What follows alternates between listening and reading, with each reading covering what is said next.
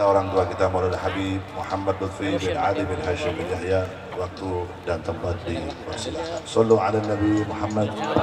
Yes.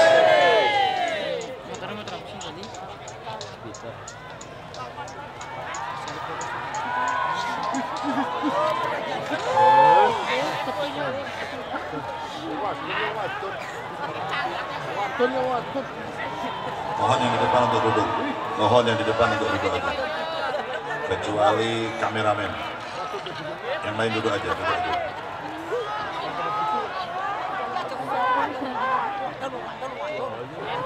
Mas Bansar, enggak bawa, enggak, duduk aja. Duduk aja.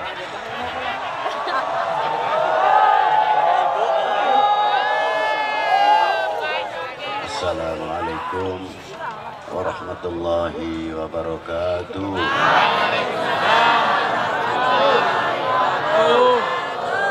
Alhamdulillahil awwalu bila ibtida wal akhiru bila intiha, jami'us sifatil ulya wal izzati wal kibriya, wassalatu wassalamu ala imami ahli sofai wal wafa, qutbul anbiya wal awliya, sayyidina wa maulana Muhammadin khairid dawa, likulli saqamin wada, rahmatan wa syifa, fi sirri wal jilah, wa ala alihi wa sahbihi madamatil ard was sama.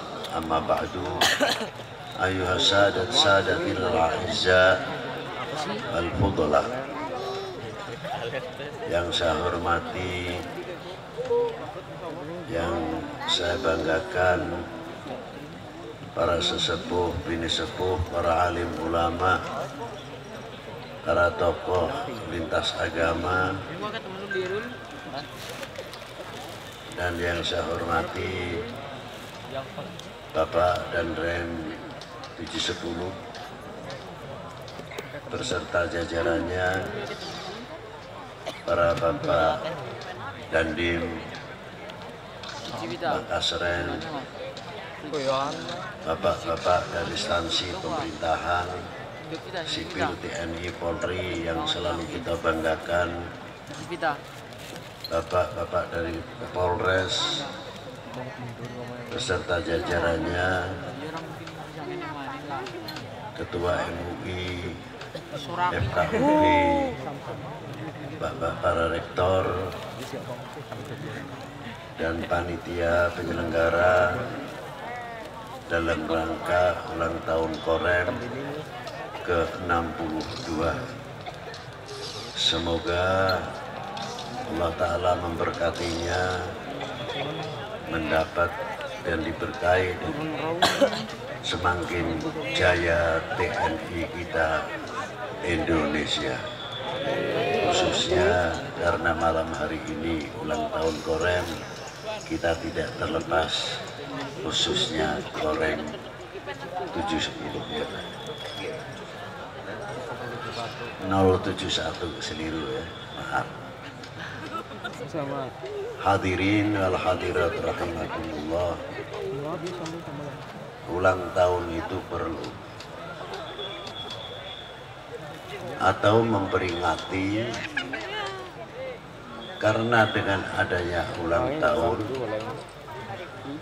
dengan adanya haul itu mencakup tidak yang hidup saja, juga yang telah berjuang di dalam setiap angkatan, entah itu dari angkatan darat, angkatan udara, angkatan laut, kepolisian. Setiap peringatan adanya 1 Juli, apalagi nanti 5 Oktober, dan sekarang ini kita sama-sama mengulang tahun Korem 071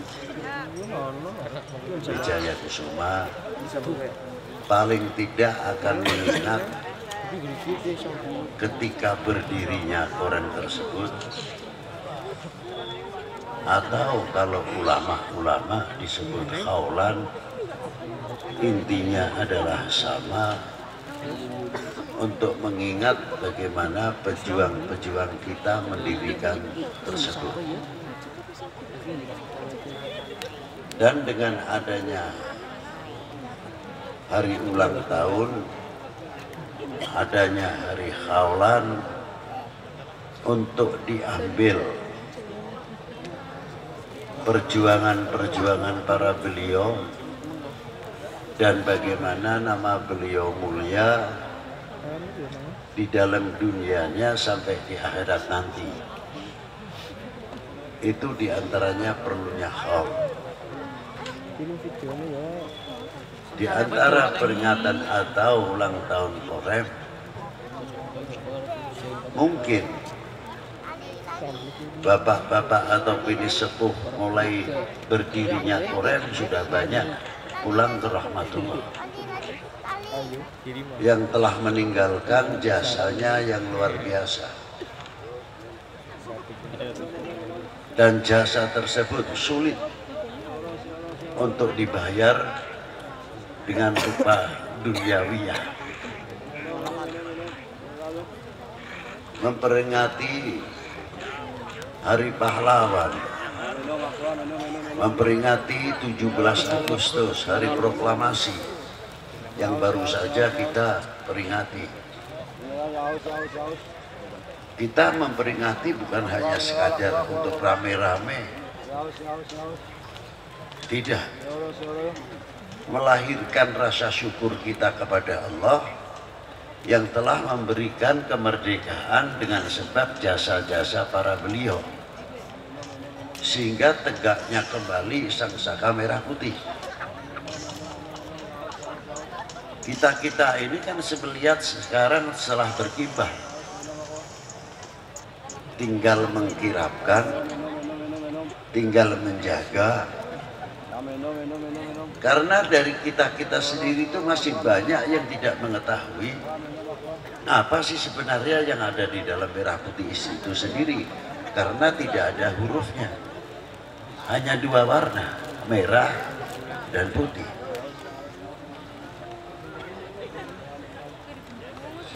Ternyata setelah kita pelajari bagaimana orang tua kita mendidik merasa handarbeni, merasa memiliki.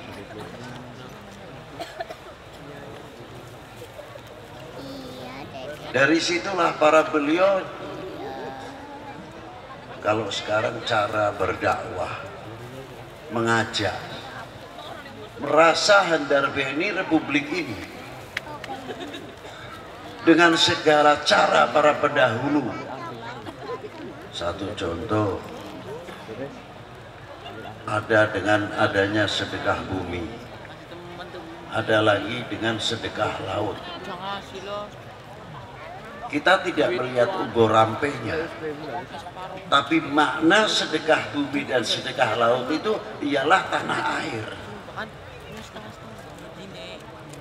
Untuk menutupi semuanya itu dengan macam-macam lah, karena pada waktu itu di zaman kekuatan pemerintahan Hindia Belanda.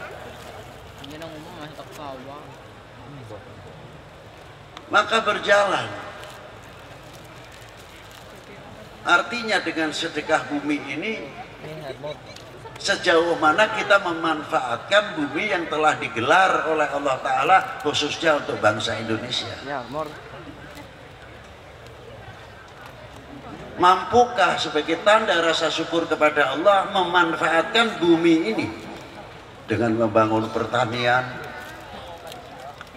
ekonomi, dan lain sebagainya, apa yang ada di dalam bumi.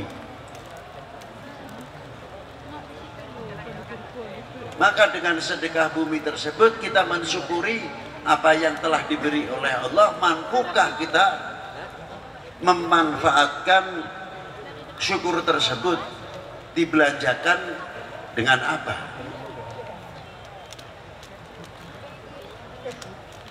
Kekayaan yang luar biasa di bumi pertiwi ini, maritim dan agraris. Begitu pula kita melihat laut kita. Justru kalau kita pikir wali 9 dahulu sudah mempunyai bagaimana cara mendidik masyarakatnya atau umat ini dengan melalui dunia perwahyangan. Filosofi yang sangat tinggi kita ambil kayak Werkudara atau Bima. Kita lihat dalam dalang-dalang itu kan banyak, tapi sejauh mana kita memahami apa cerita saja. Nanti di tengah-tengah ada sindennya yang pakai dangdut dan sebagainya, oke lah, monggo.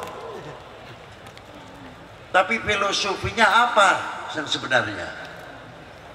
Lah itu ternyata 1000 tahun yang lalu mulai digelar oleh Wali 9 sebelumnya oleh Mahaguru Maulana Ibrahim Makhdum, terkenal dengan Sunan Bonangnya, yang telah mencetak murid-murid yang luar biasa seperti Kanjeng Sunan Kalijogo.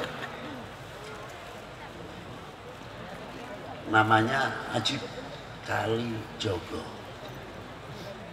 Tapi sekarang mencari Kalijogo agak sulit. Menjadi Sunan apalagi, Kalijogonya saja. Apa sih sebenarnya maksud Kalijogo? Kali itu di zaman itu sudah terbentuk aliran-aliran yang terkadang benturan yang tidak masuk akal bisa terjadi. Siapa yang akan mampu menjaga aliran-aliran tersebut? Ternyata murid Kanjeng Sunan Bonang yang disebut Kalijogo tersebut. Nah itu bukan topo ning pinggir Bengawan Solo tok, itu bukan. Sampai lumutan.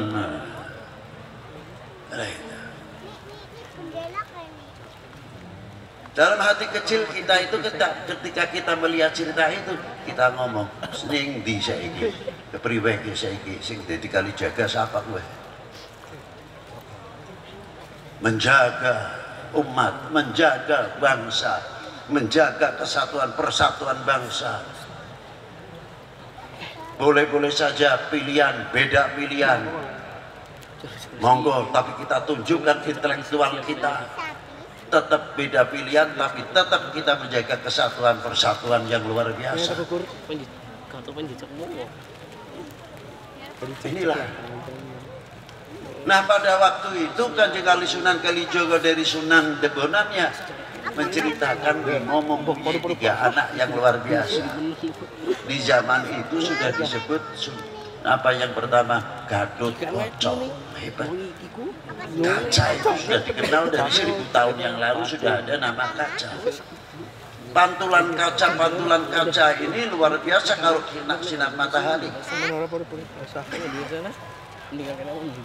Dari Gatotkaca itu sudah melambangkan ahli antariksa, astronomi yang luar biasa. Cuma kita nontonnya senangnya kesaktiannya saja, terbuai oleh kesaktian-kesaktian. Bisa membuat satelit, bisa membuat dan lain sebagainya. Handphone yang berhubungan dengan satelit sudah dikenal dari dulu Gatotkaca. Yang kedua, Antareja. Kalau kita lihat dalam bayangan, bisa nyilem ning bumi, ya sudah itu bolak-balik kesaktiannya.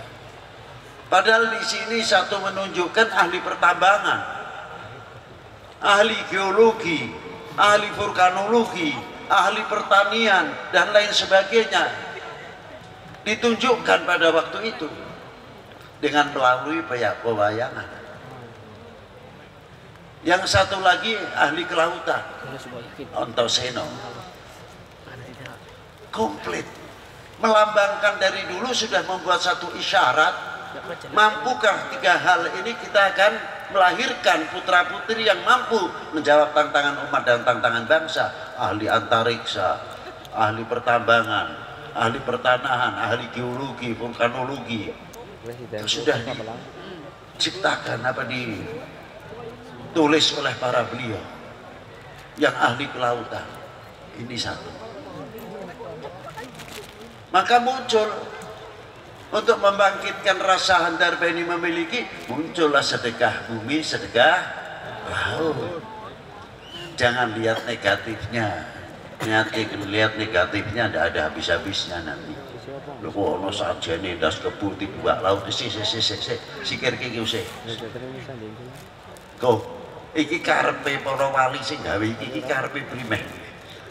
Nah niku yang kita pelajari. Tidak cukup dari itu.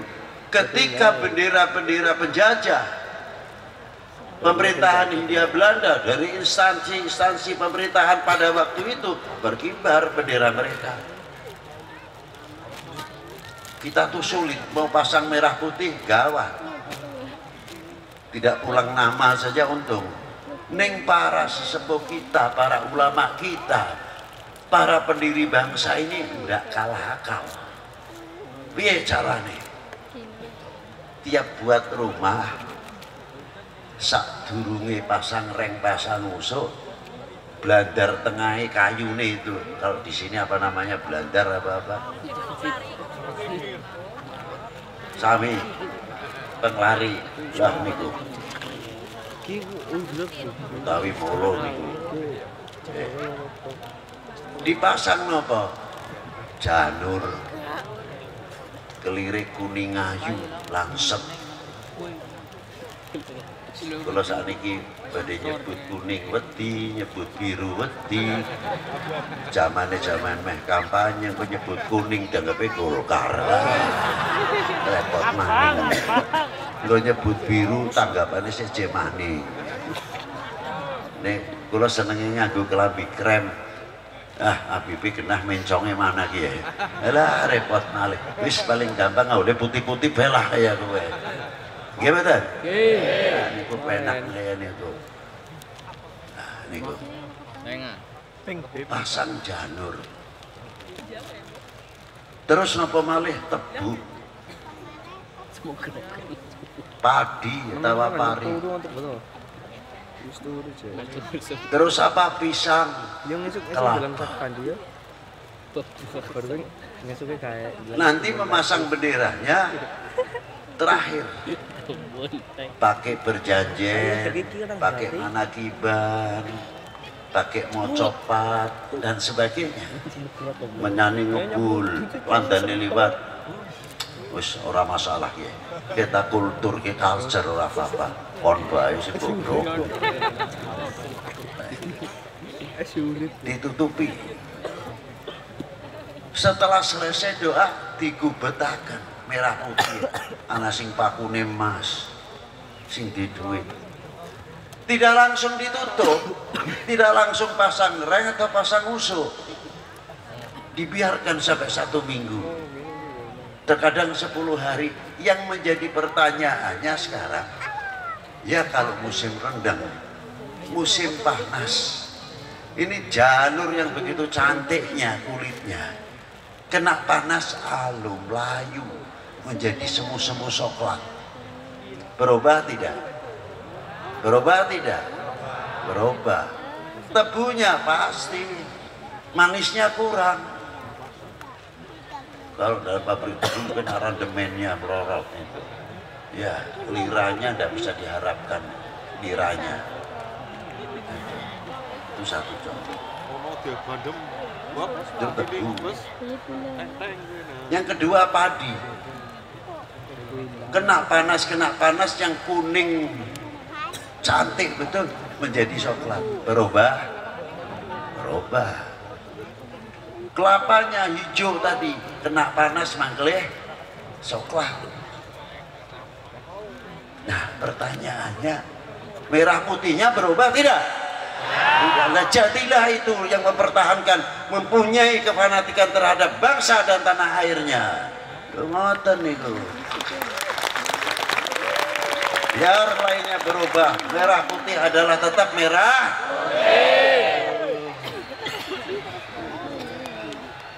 Nah, ternyata di merah putih kita pertahankan luar biasa, ada nilai yang luar biasa. Tolong dicatat untuk anak-anak kita supaya mengetahui. Itulah. Apa di antaranya? Nomor 1 di dalam merah putih adalah harga diri bangsa. Baru tidak berhuruf. Yang kedua, kehormatan bangsa. Yang ketiga, jati diri bangsa. Kita mempunyai kehormatan bangsa, harga diri bangsa. Negara kita mau diinjak-injak, terang kita tidak terima karena kehormatan kita diinjak-injak oleh penjajah. Betul? Itu kan ngotot ini. Ini kok pendirian arahnya. Makanya kalau merah putih selalu kita kirapkan, membangkitkan kembali, menambah kembali rasa handar beni, merasa memiliki. Bahwa tegaknya merah putih itu berdarah, bukan berhadiah.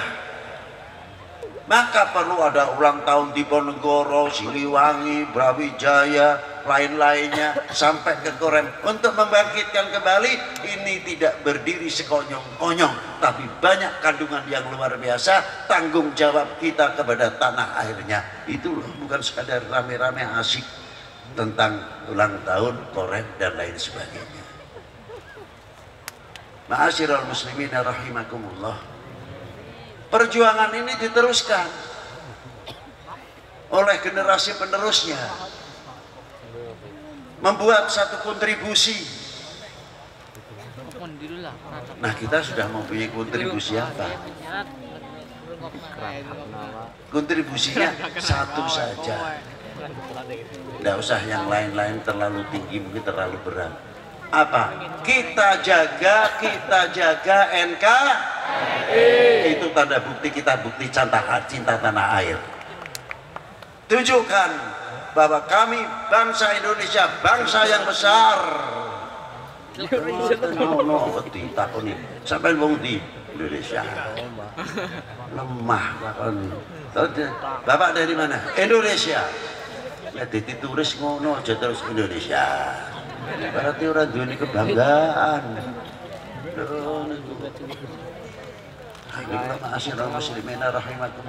Dengan demikian itu nggetarake kewibawaan nama bangsa. Apalagi kita ikrarkan, mbuh tadi kita tidak tahu ada lagu kebangsaan ada tadi. Sudah. Ada. Alhamdulillah sudah ada lagu kebangsaan bacaan Pancasila. Cuma saya tanya, ketika kita ikrar tadi bersama-sama, Indonesia tanah airku, tanah tumpah darahku, benar? Betul lah? Ya betul kalimahnya, jenengane sing tak takoni. Nek lafate bener. Indonesia tanah airku, tanah tumpah darahku, menjadi lagu kebangsaan. Sing kula takoni niku jenengan kita sami berikrar melalui lagu kebangsaan, tanah airku Indonesia, tanah airku, tanah tumpah darahku. Itu apa pengakuan dalam lagu atau kehidupan sehari-hari? Niku sing kula takoni sampean mboten. Wow niku. Kita diingatkan lagu kebangsaan terus, Indonesia tanah airku, tanah tumpah darahku, terus diingatkan, merasa memiliki, merasa handar beni dan sebagainya, sehingga jati dirinya kuat, harga dirinya kuat, kehormatannya pun luar biasa. Diingatkan. Ning jerone merah merah putih. Ya itulah. Allah salam. Maka ikrar ini perlu dibuktikan. Kita hidup di Timur Tengah, belajar di Timur Tengah, maaf ojo tersinggung. Pulang pakai sorban boleh, pakai gamis itu sunnah Nabi boleh, tapi kita tetap Indo. Dari Eropa makan pakai sendok garpu, pakai supit. Yang di negeri timur jauh, yang Eropa pakai sendok garpu, tidak akan mampu merubah kami Indonesia. Ini lama bisa kayak gitu.